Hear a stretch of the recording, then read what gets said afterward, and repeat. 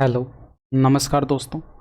आज के इस वीडियो में हम जो है मैथ्स के मेरे पास कुछ प्रश्न आए हुए हैं, उनका सॉल्यूशन जो है आज के इस वीडियो में हम सॉल्यूशन करेंगे, ठीक है।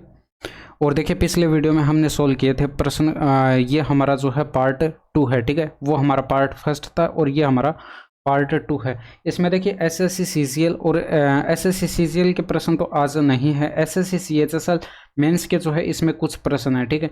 बाकी देखिए इस एसएससी जीडी यहाँ पर मेंशन नहीं किया हुआ है। एसएससी जीडी के भी प्रश्न जो है इस वीडियो में हम सोल्व करेंगे, ठीक है।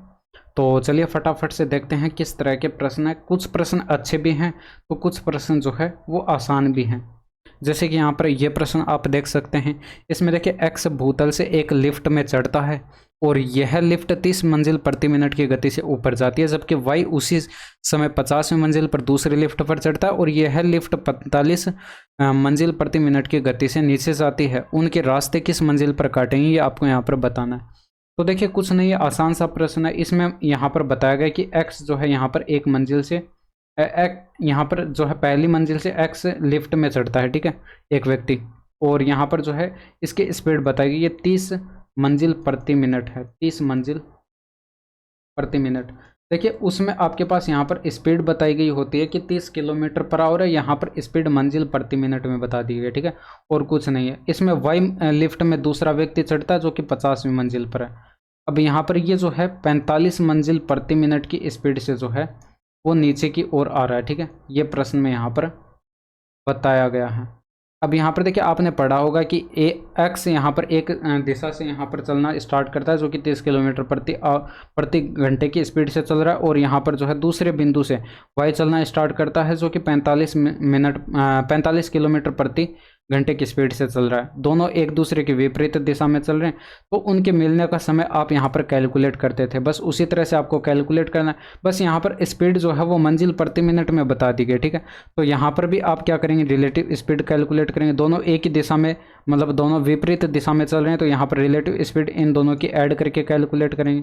तो यहाँ पर 75 जो है मंजिल प्रति मिनट में आपके पास यहाँ पर स्पीड आ जाएगी, ठीक है, रिलेटिव स्पीड आ जाएगी।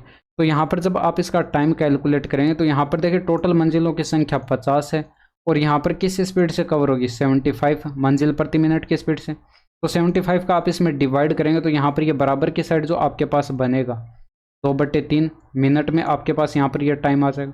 तो इतने मिनट के अंदर ये जो एक्स लिफ्ट में जो व्यक्ति चलना स्टार्ट किया था, इसके द्वारा कितनी मंजिलें कवर की जाएंगी वो आप यहाँ पर कैलकुलेट कर लेंगे, ठीक है।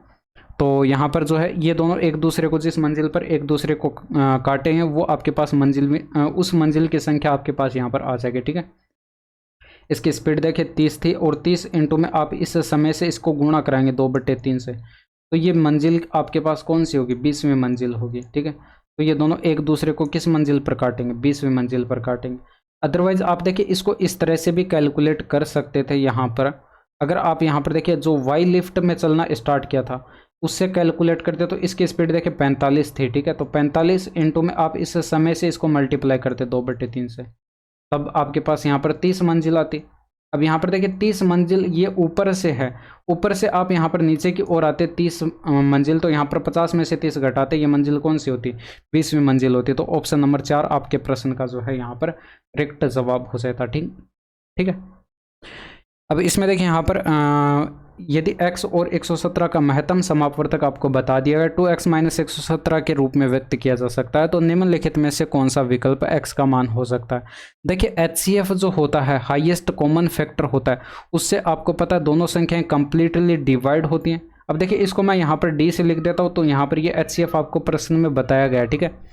अब यानी कि यहाँ पर ये d जो है यहाँ पर इसमें भी है और इसमें भी है, तो इसको देखिए x के अगर मैं फैक्टर लिखूँ तो यहाँ पर k इंटू में d इसके फैक्टर रहे होंगे।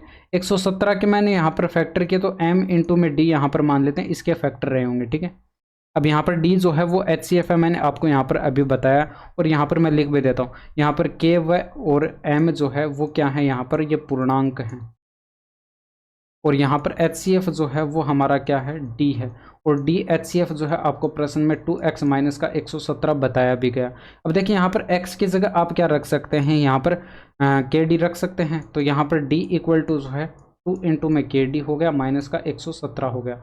अब देखिए डी वाले टर्म हम एक साइड करेंगे तो ये डी इधर भेज देंगे, 117 इधर भेज देंगे, प्लस में आ जाएगा। ठीक है, तो डी यहाँ पर कॉमन आ जाएगा और यहाँ पर ब्रैकेट में जो बचेगा आपके पास ये 2 के माइनस का 1 और ये बराबर की साइड 117 प्लस में आ जाएगा। तो यहाँ पर जब आप d बराबर कैलकुलेट करेंगे तो 117 बटे 2 के माइनस का 1 आ जाएगा। देखिए d बराबर 117 में आप 2 के माइनस 1 इसका आप इसमें डिवाइड करेंगे तो 117 का यहाँ पर जो है फैक्टर इसके जो है d के मान रहे होंगे। तो हम यहाँ पर 117 के अगर फैक्टर लिखें तो 117 का फैक्टर देखिए एक तो 1 हो जाएगा, इसके बाद यहाँ पर ये संख्या 3 से डिवाइड है तो 3 भी हो जाएगा, और 9 से ये संख्या डिवाइड है तो 9 भी हो जाएगा, और 13 नमा 117 होता है, और यहाँ पर 39 का 3 गुना भी जो है 117 होता है। इसके बाद देखिए एक स्वयं ये संख्या हो जाएगी यानी कि 117। तो ये इतने इसके जो है डी के संभावित मान हो जाएंगे। और इसके बाद आप यहाँ पर देख सकते हैं डी का मान जैसे आप यहाँ पर 1 रखेंगे, जैसे आप यहाँ पर 1 रखें, एक मैं सोल्व करके दिखा देता हूँ, अब आपको खुद यहाँ पर दिमाग में कैलकुलेशन करनी पड़ेगी। डी का मान 1 रखा, 117 बटे 2 के माइनस का 1 हो गया, और यहाँ पर देखिए ये 2 के माइनस का 1 इधर आकर मल्टीप्लाई हो जाएगा 1 से, तो ये बराबर 117 हो गया, और यहाँ पर 2 के बराबर कितना आ गया 118 आ जाएगा, और यहाँ पर k बराबर कितना आ जाएगा 59 आ जाएगा। तो k बराबर 59 आ चुका है। ठीक है, ये आप यहाँ पर याद रखेंगे। मैं यहाँ पर अब सीधे जो है यहाँ पर क्या करूँगा k का मान लिखूँगा, k बराबर कितना आया, ये हमारे पास 59 आया। अब देखिए x के मान अगर मैं यहाँ पर लिखूँ तो x बराबर हमारे पास क्या था kd था। अब k का मान हमारे पास 59 है और d का मान 1 है, तो 59 इंटू में 1 क्या यानी कि 59 हमारे पास x का मान है। 59 क्या आपको ऑप्शन में दिखाई पड़ रहा है? नहीं दिखाई पड़ रहा, तो d का मान 1 नहीं हो सकता। ठीक है, आपको x का मान कैलकुलेट करके बताना है। इसके बाद आप यहाँ पर देखिए d का मान 3 रखेंगे, तो 3 यहाँ पर रखेंगे, 3 दूनी का 6 माइनस का 3 बराबर 117 यानी कि 6 के बराबर 120, तो यहाँ पर k बराबर 20 और 20 या 60 आपके पास यहाँ पर इसका मान आएगा। 60 ऑप्शन में नहीं है तो यहाँ पर d का मान 3 भी नहीं हो सकता। 9 रखेंगे तो 9 दूनी का 18 माइनस का 9 बराबर 117 यानी कि 9 उधर भेज देंगे तो 126, और 18 के बराबर 126, 18 सत्ते 126 होता है, तो k बराबर हमारे पास यहाँ पर देखिए k बराबर 20 आया था, और यहाँ पर जो है k बराबर हमारे पास 18 सत्ते 126 होता है, k बराबर 7 मिला, तो k बराबर 7 है, 9 सत्ते 63 आपके पास x का मान 63 यहाँ पर ऑप्शन में नहीं है तो इसको भी छोड़ देंगे। 13 आप यहाँ पर d का मान रखेंगे तो 13 दूनी का 26 के बराबर माइनस का 13 बराबर 117, तो यहाँ पर जो है 13 इधर भेज देंगे तो ये हमारे पास 130 हो जाएगा, और 26 पंचे 130 होता है, तो k बराबर 5 मिल गया। ठीक है, और 13 पंचे 65 देखिए ऑप्शन में हमें दिखाई पड़ रहा है, तो ये हमारा आंसर हो सकता है। ठीक है, x का मान हमारे पास 65 हो सकता है। इसके बाद हम यहाँ पर चेक करेंगे डी का मान जो है वो हम यहाँ पर 39 लेंगे। ठीक है, तो 39 हमने लिया, तो ये आप यहाँ पर देखिए 39 की इसके साथ गुणा करेंगे 2 के माइनस 1 से, तो 39 का 2 गुणा 78 के हो जाएगा, माइनस का 39 इक्वल टू जो है 117 आएगा। ठीक है, ये इधर ऐड करेंगे तो 156 हो जाएगा, तो 78 के बराबर 156 हो गया। 26 3 78 होता है, और 26 पंचे 130 और 26 सिक्के 156 हो जाएगा, तो k बराबर हमारे पास यहाँ पर 2 आ जाएगा। k बराबर 2 आया तो यहाँ पर जो है 39 का डबल करेंगे तो ये हमारे पास 78 आएगा। 78 ऑप्शन में नहीं है तो ये भी हमारे पास नहीं हो सकता। देखिए 117 आप यहाँ पर रखेंगे तो 117 से 117 कट जाएगा, यानी कि 1 बराबर यहाँ पर 1 बट्टे 2 के माइनस 1, तो यहाँ पर 1 से मल्टीप्लाई होगा 2 के माइनस 1 बराबर 1, यानी कि 2 के बराबर 2, तो k बराबर हमारे पास यहाँ पर कितना मिलेगा, k बराबर यहाँ पर हमारे पास 1 मिलेगा, और 1 इंटू में 117 करेंगे तो ये हमारे पास 117 ही आएगा, और ये भी हमारा ऑप्शन में नहीं है तो इसको भी हम यहाँ पर छोड़ देंगे। देखिए ऑप्शन में हमारे पास सिर्फ जो है 300, ये ऑप्शन में जो है हमारे पास सिर्फ 65 यानी कि 65 दिखाई पड़ रहा है, तो ये जो है हमारे पास d का मान कितना होगा 13, और d का मान 13 रखेंगे तो x का मान कितना आएगा 65, और x का मान ही आपको यहाँ पर बताना था। ठीक है, अब इसमें देखिए a प्लस बी का मान बताया गया। भाई अच्छे प्रश्न भी हैं इसमें, और यहाँ पर जो है कुछ आसान प्रश्न भी हैं। अब इसमें देखिए यहाँ पर a माइनस बी और a प्लस बी का मान बता दिया गया है, और इसमें sine a square minus b square का मान बताना है, तो a square minus b square का मान सिंपल सा आपको यहाँ पर फॉर्मूला रख देना। ठीक है, तो यहाँ पर साइन स्क्वायर हो गया, और ब्रैकेट में a square minus b square का फॉर्मूला रखेंगे, एक बार तो a प्लस बी हो गया और इंटू में एक बार a माइनस का b हो। ठीक है, अब वैल्यू पुट कर दीजिए। भाई साइन स्क्वायर हो गया, ब्रैकेट में जो है 36 इंटू में 15 कराएंगे तो 15 3 45, 15 6 90, 540 डिग्री हो गया।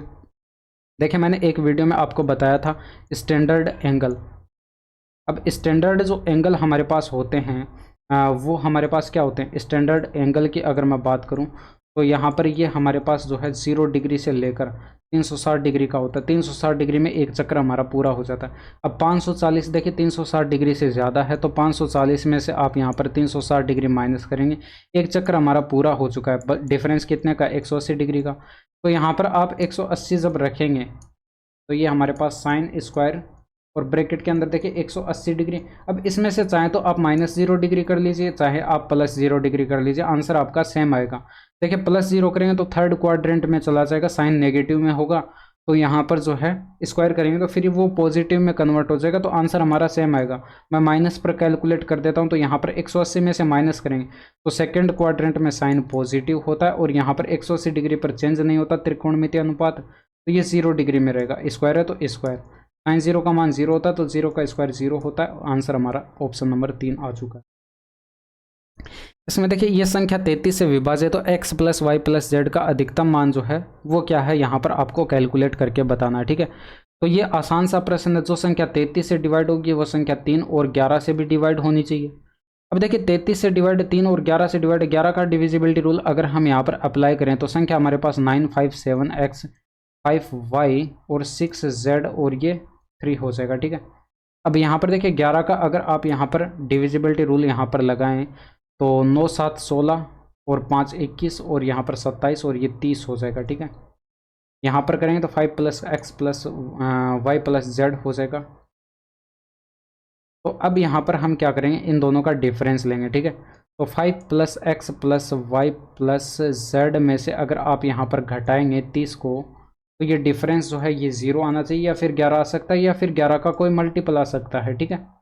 अब देखिए इसमें यहाँ पर अगर आप बराबर की साइड 0 लें तो x + y + z का मान 25 होना पड़ेगा, क्योंकि 25 + 5 - 30 करेंगे तो यहाँ पर बराबर 0 आ जाएगा, ठीक है। तो एक तो मान हमारे पास ये आ चुका है। अब अगर हम यहाँ पर देखिए बराबर की साइड 11 लें तो यहाँ पर देखिए इसका मान कितना होना पड़ेगा, ये हमारे पास 36 होना पड़ेगा, क्योंकि 36 + का 5 करेंगे 41 होगा, 41 में से 30 घटाएंगे तो बराबर 11 आ रहा है, ठीक है।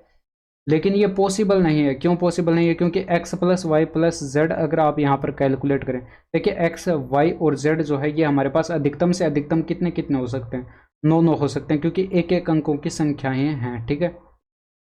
अब इनको ऐड कराएंगे तो ये अधिकतम से अधिकतम 27 इनका योग हो सकता है, 36 कभी नहीं हो सकता। तो बराबर की साइड जो है हम 11 नहीं रख सकते, बराबर की साइड हम 0 रख सकते हैं, और 0 रखेंगे तो x + y + z का मान कितना होना पड़ेगा, 25 होना पड़ेगा अधिकतम मान, ठीक है। अब इसमें देखिए यहाँ पर ट्रायंगल ABC में जो है DAB पर एक बिंदु इस प्रकार बताया गया कि BD = 3 सेंटीमीटर है और DA = 4 सेंटीमीटर। EBC पर एक ऐसा बिंदु है कि DE जो है पैरेलल बताई गई है AC के, और यहाँ पर ट्रायंगल BDE का क्षेत्रफल जो है समलंब ACED के क्षेत्रफल के साथ अनुपात जो है यहाँ पर आपको बताना है, ठीक है। तो सबसे पहले हम यहाँ पर क्या करते हैं, एक ट्रायंगल बना लेते हैं, ठीक है। ये ABC जो है हमारे पास एक ट्रायंगल है। अब इसमें AB भुजा पर जो है एक बिंदु D इस प्रकार बताया गया कि BD = 3 सेंटीमीटर है, और ये DA बराबर जो है ये 4 सेंटीमीटर बताया गया। इसके बाद यहाँ पर BC भुजा पर एक बिंदु E बताया गया, इस प्रकार बताया गया कि DE को मिलाने पर ये जो आपके पास यहाँ पर DE रेखा बनेगी वो AC के जो है समांतर बताया गया, ठीक है। अब एक भुजा अगर इसके समांतर है तो मैंने आपको बता रखा है कि यहाँ पर ये वाला ट्रायंगल जो है इस पूरे ट्रायंगल के सिमिलर बनता है, समरूप बनता है। तो यहाँ पर आप देख सकते हैं संगत भुजाओं का अनुपात जो होगा, BDE ट्रायंगल के अंदर देखें तो BD भुजा 3 यूनिट है, इसकी संगत भुजा यहाँ पर पूरी AB जो है ये 7 यूनिट हो जाएगी, 4 + 3 7 है, ठीक है। तो दोनों ट्रायंगल के अंदर संगत भुजाओं का अनुपात हमारे पास कितना मिला, 3:7 मिला। तो अगर मैं यहाँ पर बात करूँ ट्रायंगल BDE के एरिया की, और यहाँ पर जो है एरिया ऑफ ट्रायंगल ABC, इन दोनों त्रिभुजों के क्षेत्रफल का अनुपात अगर मैं कैलकुलेट करूं तो इनकी जो संगत भुजाएं आपको बताई गई इनके स्क्वायर के बराबर होगा। तो ये हमारे पास जो है 9:49 जो है ये हमारे पास इनके क्षेत्रफल का अनुपात आ जाएगा। अब इसमें यहाँ पर देखिए इस BDE जो आपके पास यहाँ पर ट्रायंगल है इसका क्षेत्रफल हमारे पास कितना आया, तो यहाँ पर आप देख सकते हैं 9 यूनिट आया, ये 9 यूनिट है, ठीक है।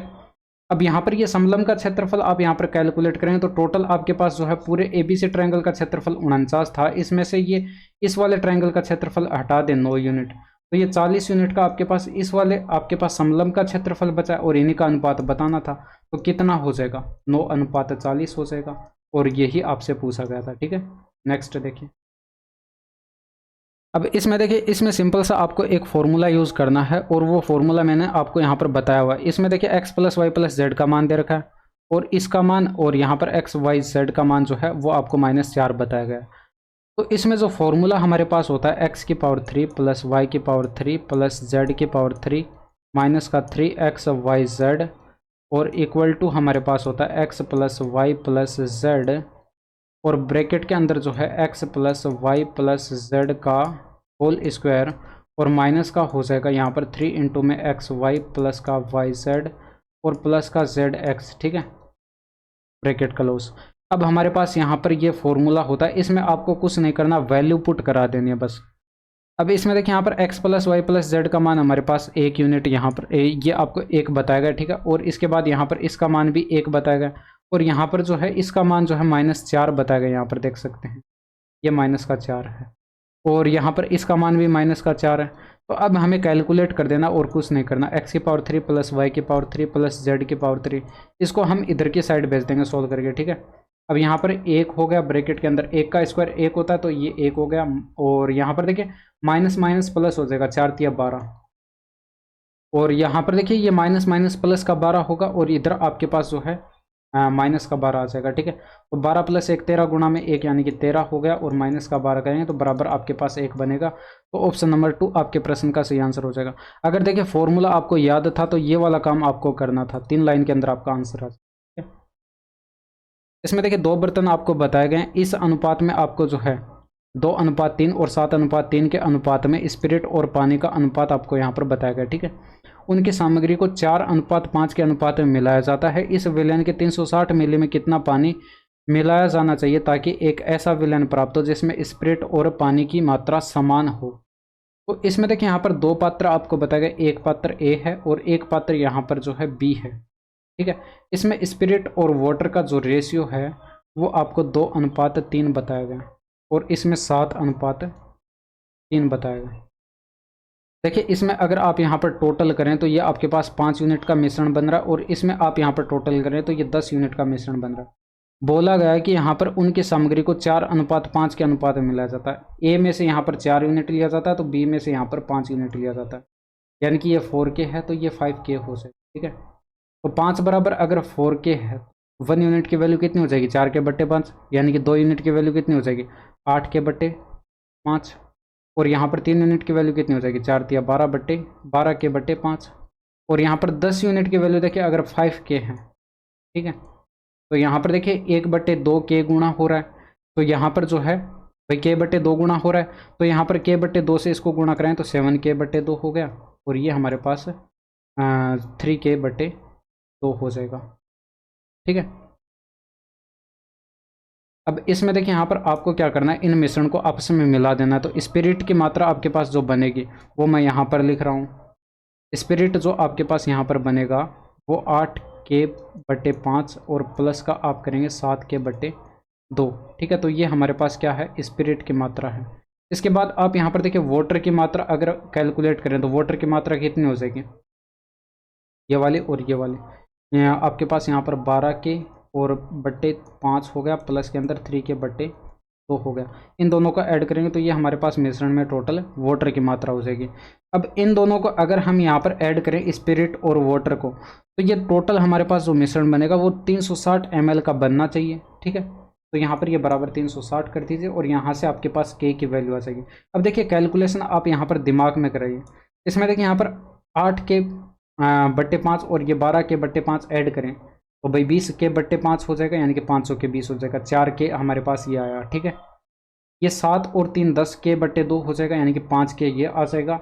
तो यहाँ पर 9K हमारे पास टोटल बनेगा जो कि बराबर कितना है 360, तो K बराबर हमारे पास 40 आ जाएगा। K का मान 40 आ चुका है। अब देखिए हमें करना क्या है, यहाँ पर हमें स्पिरिट और वाटर की मात्रा जो है वो सेम बनानी है। तो स्पिरिट की मात्रा की अगर मैं बात करूँ तो यहाँ पर ये हमारे पास क्या था 8K/5 और प्लस का 7K डिवाइडेड बाय 2, ये हमारे पास स्पिरिट की मात्रा थी, ठीक है। अगर मैं वाटर की मात्रा की बात करूँ तो यहाँ पर वाटर हमारे पास कितना था, 12/5 और प्लस का 3/2, ये हमारे पास वाटर की मात्रा थी, ठीक है।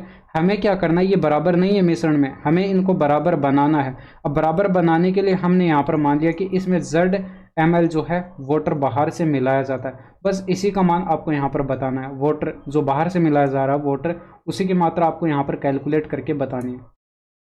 तो देखिए कैसे कैलकुलेट करेंगे। इसमें देखिए यहाँ पर अगर आप इसको सिंप्लीफाई करेंगे तो इसको भी आप दिमाग में कैलकुलेट करिए। इसमें देखिए यहाँ पर ये आपके पास जो है 12/5 इधर लाएंगे तो ये आपके पास है 4/5, जो कि माइनस में बचेगा, माइनस का 4/5, ठीक है। अब ये देखिए 3/2 यहाँ पर इधर लाकर इसमें से माइनस करेंगे तो ये 4/2, यानी कि यहाँ पर ये 2 के हमारे पास बचेगा, ठीक है।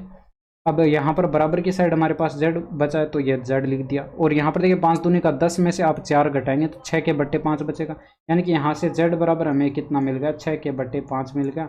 और यहाँ पर k की वैल्यू हमारे पास कितनी थी, 40 थी, तो यहाँ पर 40 जैसे ही रखेंगे 6 इंटू में 40/5, तो 5×8 = 40 हो गया, 8×6 = 48 ml जो है वो हमारे पास यहाँ पर बाहर से मिलाया गया वाटर है। तो यहाँ पर आपको z का ही तो मान कैलकुलेट करना था, ठीक है। आंसर लगा दीजिए ऑप्शन नंबर 3। देखिए यहाँ पर प्रश्न जो है ये आपके पास काफ़ी ज़्यादा अच्छे अच्छे प्रश्न हैं, ठीक है। इसमें देखिए एक त्रिभुज की भुजाएं आपको बताई गई 10 सेंटीमीटर और 24 सेंटीमीटर और 26 सेंटीमीटर हैं। तो त्रिभुज के प्रत्येक शीर्ष पर 3 सेंटीमीटर त्रिज्या वाले वृत्त खींचे गए हैं। वृत्तों से घिरे भाग को छोड़कर जो है त्रिभुज का क्षेत्रफल सेंटीमीटर स्क्वायर में कितना है। देखिए आसान भी है और नहीं पता है तो फिर यहाँ पर डिफिकल्ट भी है। देखिए यहाँ पर ये जो आपके पास यहाँ पर भुजाएं बताएगी ये ट्रिपलेट बताए गए, अगर आपको ये दिखाई पड़ रहा है तो ट्रिपलेट है, तो यहाँ पर ये समकोण त्रिभुज बनेगा। देखिए ये 10 और ये 24 और यहाँ पर ये 26 है, 2 से आप डिवाइड करेंगे तो ये 5 हो गया, ये 12 हो गया और ये 13 हो गया, यानी कि समकोण त्रिभुज की भुजाएं ट्रिपलेट यहाँ पर बन रहे हैं। तो ट्रिपलेट बन रहे 5, 12, 13 का तो ट्रिपलेट होता है, ठीक है। तो यहाँ पर क्या किया जाता है कि इनके शीर्ष पर जो है एक एक वृत्त खींचा जाता है जो कि 3-3 सेंटीमीटर के हैं, 3-3 सेंटीमीटर त्रिज्या के हैं, ठीक है। एक वृत्त हमने यहाँ पर ये मान लिया। इसी तरह से यहाँ पर जो है ये 2 शीर्ष और हैं, इन पर भी जो है यहाँ पर एक एक वृत्त जो है यहाँ पर खींचे जाते हैं, ठीक है। तो इस तरह से हमने यहाँ पर जो है शीर्ष पर जो एक एक वृत्त 3-3 सेंटीमीटर त्रिज्या के यहाँ पर खींच दिए। ये 3 इसकी त्रिज्या और यहाँ पर भी 3-3 आपके पास ये त्रिज्या है। अब यहाँ पर जो आपके पास ये जो क्षेत्रफल बचा है इस त्रिभुज का, ये वाला एरिया आपको यहाँ पर कैलकुलेट करके बताना वृत्तों के क्षेत्रफल को छोड़कर, ठीक है, वृत्तों से घिरे भाग को छोड़कर। अब देखिए ये कैलकुलेट कैसे करेंगे भाई, आप त्रिभुज का क्षेत्रफल कैलकुलेट करेंगे तो इसके भुजाएं तो यहाँ पर 10 है और यहाँ पर ये 24 है और यहाँ पर हाइपोटेनस 26 है। तो यहाँ पर 1/2 आधार गुणे में ऊंचाई करके आप इसका क्षेत्रफल तो कैलकुलेट कर लेंगे और इसमें से माइनस कर देंगे ये जो आपके पास वृत्त बन रहे इनका क्षेत्रफल, ये जो त्रिज्यखंड आपके पास बन रहे इनका क्षेत्रफल कैलकुलेट करके आप इसमें से माइनस कर देंगे, ठीक है। देखिए अगर आप इस वाले भाग का क्षेत्रफल कैलकुलेट करें तो ये कैसे कैलकुलेट करेंगे, यहाँ पर देखिए कोण जो है वो 90 डिग्री का है। अब 90 डिग्री का कोण है तो थीटा का मान 90 डिग्री होगा। फिर त्रिज्यखंड का जो एरिया का फॉर्मूला होता है ये θ/360, ये आपको पता होगा 360 इंटू में πr² होता है। तो यहाँ पर थीटा का मान आप जैसे ही 90 रखेंगे यहाँ पर तो 1/, यहाँ पर भाई थीटा का मान 90 डिग्री है तो 1/4 बनेगा, 1/4 इंटू में पाई का मान 3.14 रखना है और r² यानी कि 3 का स्क्वायर करेंगे तो 9 हो गया, ठीक है। अब इसमें देखिए यहाँ पर आपके पास इस एक टुकड़े का क्षेत्रफल आया, इस एक टुकड़े का क्षेत्रफल आया, ऐसे आपके पास यहाँ पर 2 टुकड़े और हैं। अब देखिए इसमें यहाँ पर इस वाले एंगल, यहाँ पर जो एंगल बन रहा है और यहाँ पर जो एंगल बनेगा इन दोनों का सम 90 डिग्री हो रहा है, यानी कि ये आपके पास त्रिज्यखंड बन रहा है और ये वाले जो त्रिज्यखंड बन रहा है इनका जो आपके पास क्षेत्रफल आएगा मिलाकर वो इतने के ही बराबर आएगा। तो आप डायरेक्ट इसका 2 गुना कर देंगे, आपके पास इन तीनों त्रिज्यखंड का क्षेत्रफल मिलाकर आ जाएगा, ठीक है। तो यहाँ पर 2 से आप इसको डिवाइड कर दीजिए, ठीक है। ये 9 चौके 36 हो गया, हासिल 3 और ये 12, 9 तिया 27, 1 28, 2 स्थान पर 0.2 करेंगे तो यहाँ पर ये 14.13 आपके पास आ जाएगा। 14.13 आपको इसमें से माइनस कर देना है, तो यहाँ पर जो आपके पास यहाँ पर क्षेत्रफल बचेगा वो आपके पास कितना बचेगा। देखिए ये 2 से डिवाइड करेंगे ये 120 हो गया और ये माइनस का जो है 14.13 आ जाएगा। इसमें से माइनस कर दीजिए भाई, ये आपको दिखाई पड़ रहा है 105.87 जो है आपके पास बचेगा, जो कि ऑप्शन नंबर 3 में है।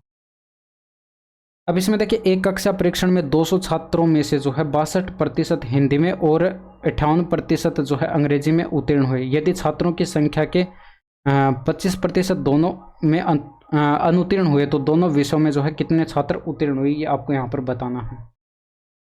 ठीक है, तो इसमें देखिए यहाँ पर आपके पास जो टोटल 200 छात्र बताए गए हैं, इसमें अगर हम अनुत्तीर्ण का यहाँ पर जो है वेन डायग्राम बनाएं तो वो कुछ इस तरह से यहाँ पर मान लेते हैं, ये इस तरह से यहाँ पर बनता है। ठीक है, अब यहाँ पर देखिए हिंदी का यहाँ पर मान लेते हैं ये वाला है, और यहाँ पर जो है अंग्रेजी का आपके पास ये वाला है, इंग्लिश का। ठीक है, अब इसमें देखिए 62% यहाँ पर उत्तीर्ण हुए हैं, तो यानी कि जो बचे हैं वो आपके पास अनुत्तीर्ण बचे, यानी कि कितने बचे, 38% बचे, ये अनुत्तीर्ण हुए। इसके बाद यहाँ पर देखिए 58% अंग्रेजी में उत्तीर्ण हुए, यानी कि जो बचे हैं आपके पास कितने 42% आपके पास यहाँ पर बचे हैं, तो वो आपके पास जो है वो इसमें इंग्लिश में अनुत्तीर्ण हुए हैं। ठीक है, इसके बाद आप यहाँ पर देख सकते हैं इसमें बताया गया कि 25% दोनों में अनुत्तीर्ण हुए हैं, तो यहाँ पर 25 आप बीच में रखेंगे भाई, दोनों में अनुत्तीर्ण आपके पास यहाँ पर कितने 25%, यानी कि 25% इसमें भी हैं और 25% इसमें भी हैं। जब आप यहाँ पर टोटल अनुत्तीर्ण, कुल अनुत्तीर्ण जो है, कुल अनुत्तीर्ण विद्यार्थियों का अगर आप यहाँ पर जो है कुल अनुत्तीर्ण छात्रों की संख्या आप यहाँ पर कैलकुलेट करें तो वो आपके पास यहाँ पर कितनी हो जाएगी, प्रतिशत संख्या यहाँ पर जो है आपके पास ये प्रतिशत में होगी। ठीक है, अब यहाँ पर देखिए ये 38 प्लस का जैसे ही हमने यहाँ पर 42 किया तो देखिए 25% इसमें भी इंक्लूड है और इसमें भी इंक्लूड है, तो एक बार हमें इसमें से जो है किसी में भी आप क्या कर देंगे 25% माइनस कर देंगे, चाहे एक बार आपको माइनस करना है, 2 बार नहीं करना, नहीं तो आपके पास यहाँ पर दोनों में से 25% हट जाएगा। ठीक है, क्योंकि दोनों में इंक्लूड है तो एक बार आपको यहाँ पर 25% हटाना पड़ेगा, तो ये आपके पास टोटल अनुत्तीर्ण जो है छात्रों की संख्या आ जाएगी। कितना परसेंट होगा, ये 40-80% में से आप यहाँ पर क्या करेंगे 25 माइनस करेंगे, तो ये आपका डिफरेंस जो है यहाँ पर 55 का आ जाएगा। ठीक है, 55% जो है आपके पास यहाँ पर क्या है, दोनों कुल आपके पास यहाँ पर अनुत्तीर्ण विद्यार्थी हैं। ठीक है, अब अगर हम यहाँ पर बात करें कुल उत्तीर्ण विद्यार्थियों की संख्या, कुल उत्तीर्ण छात्रों की संख्या वो आपके पास यहाँ पर कितनी हो जाएगी, तो आप यहाँ पर देख सकते हैं कुल उत्तीर्ण छात्रों की संख्या, भाई टोटल जो छात्र थे वो अपने आप में 100% थे, इसमें से 55% अनुत्तीर्ण हो चुके हैं, तो 55 आपने इसमें से माइनस किया तो ये डिफरेंस आपके पास 45% बचेगा। अब एक चीज़ इसमें देखिए यहाँ पर 100% थे अपने आप में, जो भी आपके पास छात्र थे वो अपने आप में 100% थे, और कुल छात्रों की संख्या प्रश्न में जो है वो 200 बताई गई, यानी कि डेटा जो है आपका यहाँ पर 2 गुना है, यानी कि 1% बराबर कितना है 2 है, तो यहाँ पर 45% बराबर कितना हो जाए, यहाँ पर आप ये भी आप इसका भी आप क्या करेंगे 2 गुना कर देंगे, यानी कि 90 जो है ऐसे छात्र हैं जो कि दोनों विषयों में जो है उत्तीर्ण हुए हैं। ठीक है, तो ऑप्शन नंबर फर्स्ट जो है ये आपके प्रश्न का करेक्ट जवाब हो जाए। नेक्स्ट देखिए, अब इसमें देखिए यहाँ पर ये प्रश्न जो है काफ़ी ज़्यादा मतलब कैलकुलेटिव है, मतलब काफ़ी ज़्यादा लेंथी है। ठीक है, तो इसको हम नेक्स्ट पार्ट में सोल्व करेंगे। अगर आपको आता है तो ये आप जो है घर से एक बार इसको ट्राई करना, क्योंकि मैं देखिए किसी भी वीडियो को 30 मिनट से ज़्यादा रखना नहीं चाहता। ठीक है, क्योंकि वो वीडियो फिर जो है देखने में आपको काफ़ी ज़्यादा प्रॉब्लम होती है लंबे वीडियोज़ को, तो 30 मिनट तक की ये वीडियो हम यहाँ पर ज़्यादा से ज़्यादा रखेंगे। ठीक है, बाकी जो इसके आगे के जो क्वेश्चन आपके लिए यहाँ पर बचे हैं वो हम जो है नेक्स्ट पार्ट में सोल्व करेंगे। ठीक है, तो चलिए आज के लिए इतना ही, मिलते हैं आपसे नेक्स्ट वीडियो में। That's all for today, thank you, धन्यवाद, बाय बाय, टेक केयर।